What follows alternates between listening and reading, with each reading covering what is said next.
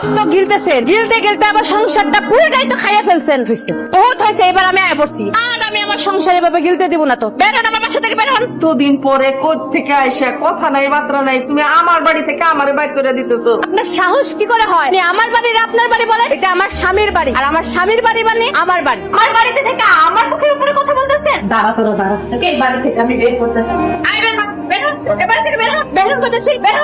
তুমি এক কাম করো, সাজ্জাদকে ফোন দাও, সাজ্জাদের লগে কথা কও, সে কি কয় তার কথা না কইলা আমরা এই বাড়িতে বড় সাহস। সে যদি কয় যাবে না আমি চলে যাবো।